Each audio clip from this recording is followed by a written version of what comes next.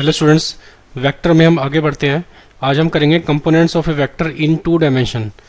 तो इसके लिए हम दो एक्सिस कंसीडर करते हैं, X axis and Y axis, और एक पॉइंट कंसीडर करते हैं एक्स कोमा वाई। अगर मैं इसको ज्वाइन कर दूं ओरिजिन से और यहाँ से परपेंडिकुलर डालूं तो ये जो लेंथ है ये लेंथ हो जाएगी एक्स, ये लेंथ हो जाएगी वाई, और यहाँ से इसकी डायरेक्शन ये दे देते हैं तो ये पॉइंट ओ और ये पॉइंट दे देते हैं नाम इसका ए। तो यहाँ से अगर ये डायरेक्शन दे दें हम तो ट्रायंगल ऑफ एडिशन के अकॉर्डिंग जो ओ पी वैक्टर है उसको हम कैसे लिख सकते हैं, O A vector plus A P vector, O A plus A P vector. अब यहाँ से जो ओ ए वैक्टर होगा वो क्या बनेगा, ठीक है, ये जो ओ ए वैक्टर है, अब ये जो एक्स एक्सिस की डायरेक्शन में है ओ ए, तो एक्स एक्सिस की डायरेक्शन में हम यूनिट वेक्टर मान लेते हैं आई कैप, यानी कि जो आई कैप है ये रिप्रेजेंट कर रहा है यूनिट वेक्टर। यूनिट वेक्टर मतलब जिसकी लेंथ 1 है in the direction of x axis, positive x axis. इस तरीके से यहाँ पे मानेंगे जे कैप जो कि एक यूनिट वेक्टर यानी कि 1 लेंथ का जिसकी डायरेक्शन है पॉजिटिव वाई एक्सिस। तो यहाँ पे इसके अकॉर्डिंग ओ से लेके ए तक ये जो वेक्टर है ये क्या बन जाएगा, क्योंकि डायरेक्शन इसकी आई कैप है और लेंथ इसकी एक्स है, तो ये बन जाएगा हमारा एक्स आई कैप, एक्स आई कैप। इस तरह से जो ए पी वैक्टर क्या बन जाएगा, वाई जे कैप, क्योंकि जे कैप इसकी डायरेक्शन है और वाई इसकी लेंथ है। तो मतलब ओ ए की जगह पे यहाँ पर आ जाएगा एक्स आई और ए पी की जगह पे यहाँ पर आ जाएगा वाई जे। तो इसका मतलब ये हुआ कि अगर कोई भी पॉइंट पी जिसके कोऑर्डिनेट एक्स कोमा वाई है तो हम ओ पी वैक्टर को एक्स और वाई की टर्म में लिख सकते हैं, एक्स आई प्लस वाई जे। अब इससे हमें बेनिफिट क्या मिलेगा, इससे हमें बेनिफिट ये मिलेगा कि मान लो अगर हमें दो वेक्टर्स को ऐड करना हो तो ट्रायंगल ऑफ एडिशन की बजाय हम simple I components plus J components हम कर सकते हैं। इसी तरीके से अगर मान लो अब ये तो यहाँ पे जो पी वेक्टर था वो उसका स्टार्टिंग पॉइंट ओरिजिन था, अब ऐसा भी हो सकता है कि उसका स्टार्टिंग पॉइंट जो है वो ओरिजिन के बजाय कोई और पॉइंट हो। फॉर एग्जाम्पल जैसे नेक्स्ट एग्जाम्पल लेते हैं, तो यहाँ पर मान लो ये ए वेक्टर है, इसके कोऑर्डिनेट्स है x1 कोमा y1, और ये जो पॉइंट है ये b है, इसके कोऑर्डिनेट्स है x2 comma y2। This is x axis and y axis. तो अगर हम यहाँ से इसको ज्वाइन करें o से लेके a से लेके b तक, ठीक है, तो अगर हम इसके कंपोनेंट्स लिखना चाहें यानी कि अगर मैं ए बी वैक्टर लिखना चाहूँ तो मैं कैसे लिखूंगा ए बी वैक्टर। अब हमने पढ़ा था कि ए बी वैक्टर को हम कैसे लिख सकते हैं, position vector of B minus position vector of A, position vector of B minus position vector of A. अब जो बी का पोजीशन वेक्टर है अगर मैं इसको ऐसे ज्वाइन कर दूं बी से और इसको भी ज्वाइन कर देता हूं ए से, तो जो बी का पोजीशन वेक्टर हम जैसे हमने ऊपर किया था तो हम ऐसे लिख सकते हैं, इसको लिख सकते हैं x2i plus y2j, y2j। Similarly इसको भी लिख सकते हैं ए वेक्टर को x1 i cap plus y1 j cap, y1 j cap.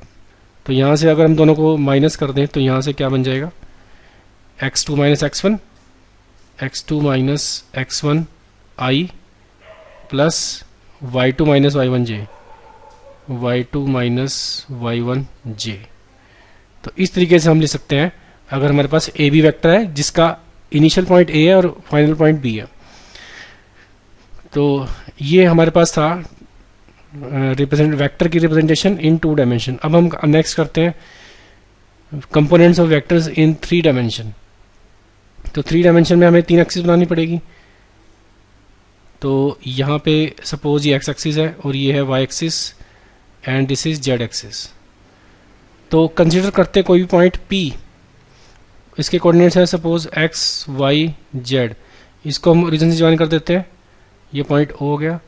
तो अब यहाँ से OP वेक्टर हम लिखना चाहते हैं कि OP वेक्टर क्या बनेगा, जैसे उस केस में तो एक्स आई प्लस वाई जे बना था, तो इस केस में क्या बनेगा। तो इसके लिए क्या करते हैं, यहाँ से एक परपेंडिकुलर डालते हैं on the X Y plane, तो ये पॉइंट, तो ये जो लेंथ है ये यहाँ से यहाँ तक की ये लेंथ कितनी हो जाएगी x, और यहाँ से अगर हम यहाँ से इस पॉइंट से परपेंडिकुलर डालें ऑन द x एक्सिस तो ये लेंथ कितनी हो जाएगी, ये y, और यहाँ से अगर मैं इसको ज्वाइन कर दूँ, ठीक है, और इसको पॉइंट मान लेते हैं, से ये पॉइंट है आर, तो यहाँ से ओ आर वेक्टर हम कैसे ले सकते हैं, जैसे हमने पीछे किया था।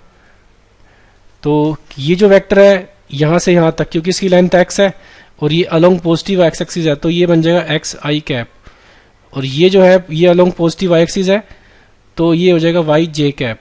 तो ओ आर वेक्टर जो यहाँ पर है वो क्या बन जाएगा, एक्स आई कैप प्लस वाई जे कैप। अब अगर हम ट्रायंगल लगाएं, देखो अगर मैं डायरेक्शन ये रखता हूँ इसकी, किसमें, ओ आर पी में, तो ओ आर पी में ट्रायंगल लॉ के अकॉर्डिंग यहाँ से ओ पी वैक्टर जो हो जाएगा वो किसके इक्वल हो जाएगा, O R vector plus R P vector के, आर पी वैक्टर। अब ये जो आर पी वैक्टर है, ओ आर वैक्टर हमको मिल चुका है, ये मिल चुका है। अब आर पी वैक्टर कैसे मिलेगा, क्योंकि ये जो डायरेक्शन है इसकी देखो कहाँ से डायरेक्शन कैसी है, पॉजिटिव जेड एक्सिस, यानी कि ये के कैप के अलोंग है, और इसकी जो लेंथ है आर से लेके पी तक, वो ये जो टोटल हाइट है वो कितनी है, जेड, तो मतलब ये बन जाएगा जेड के।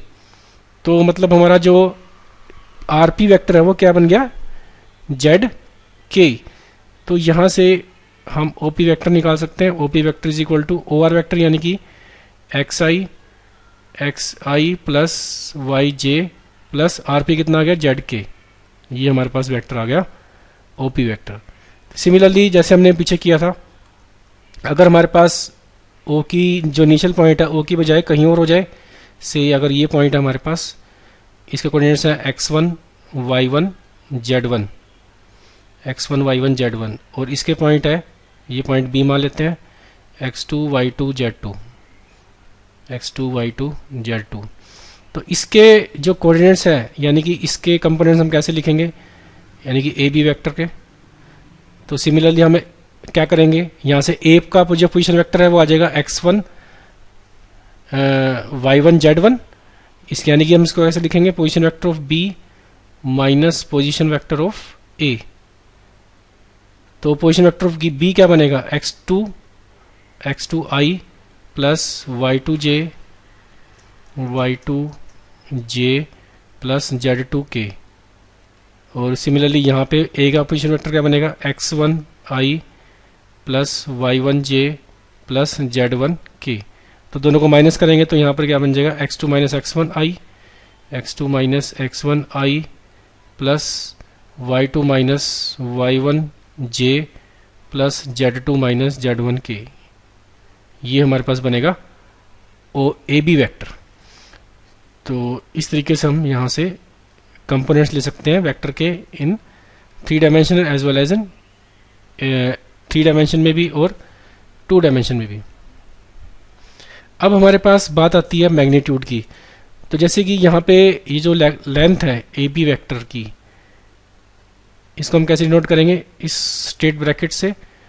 अब इसकी जो लेंथ आएगी, यानी कि इसका मैग्नीट्यूड जो आएगा वो किसके इक्वल आएगा, x2 माइनस x1 का whole square plus y2 minus y1 का whole square plus z2 minus z1 का होल स्क्वायर। ये हमारे पास इसकी आ जाएगी लेंथ। तो अब क्वेश्चन करते हैं।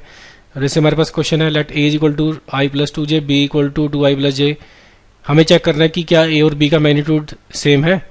तो चेक कर लेते हैं। a का मैग्नीट्यूड कितना आएगा, a का मैग्नीट्यूड आएगा 1 का स्क्वायर प्लस 2 का स्क्वायर, तो ये हो जाएगा √5।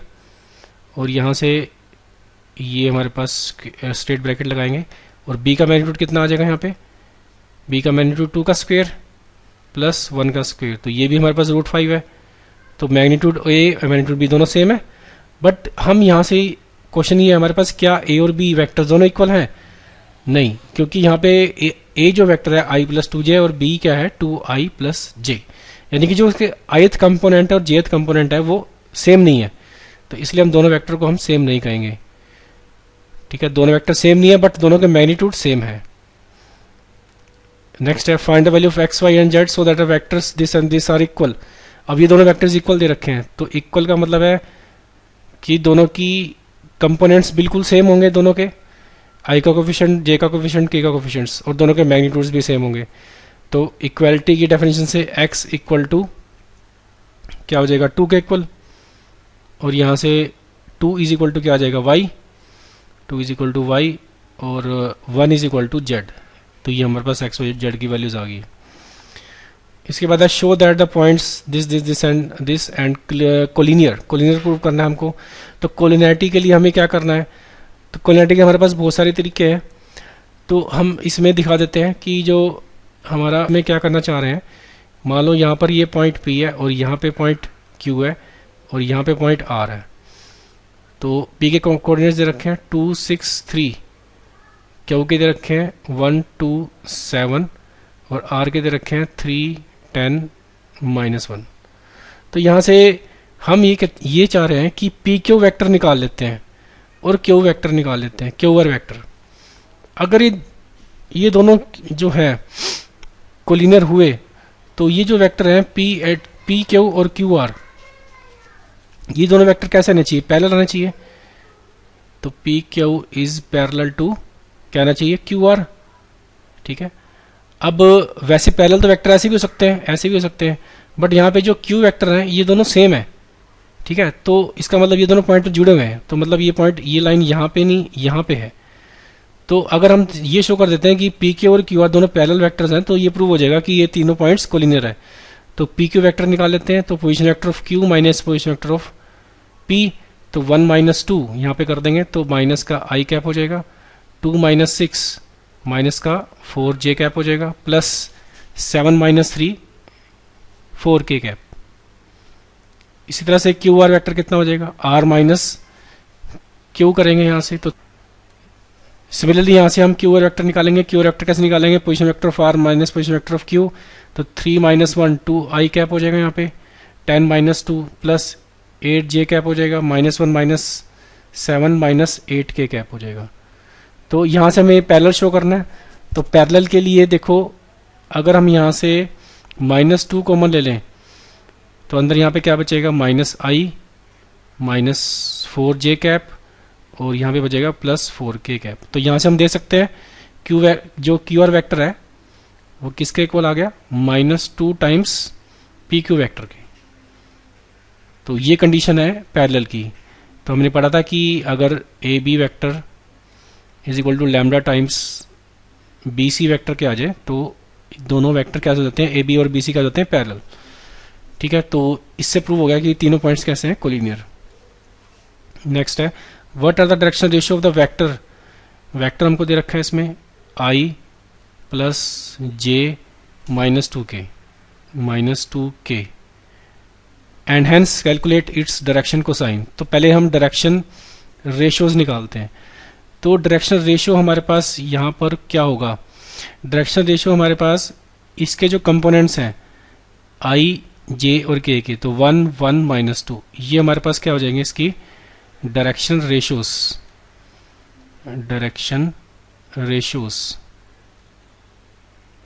और डायरेक्शन कोसाइन क्या होंगे, इनको हम बना देते हैं यूनिट वेक्टर। तो 1/1 का स्क्वेयर प्लस 1 का स्क्वेयर प्लस -2 का स्क्वेयर, और दूसरा आ जाएगा 1/, सिमिलरली 1 का स्क्वेयर प्लस 1 का स्क्वेयर प्लस -2 का स्क्वेयर, फिर प्लस यहाँ तीसरा आ जाएगा -2/, रूट के अंदर 1 का स्क्वेयर प्लस 1 का स्क्वेयर प्लस -2 का स्क्वेयर। तो इसको सिंप्लीफाई करेंगे तो यहाँ पर आ जाएगा 5 √6 1/√6 और -2/√6। तो ये हमारे पास आ गए इसके डायरेक्शन रेशियोज 1 1 -2 और डायरेक्शन कोसाइन आ गए ये तीनों नंबर्स।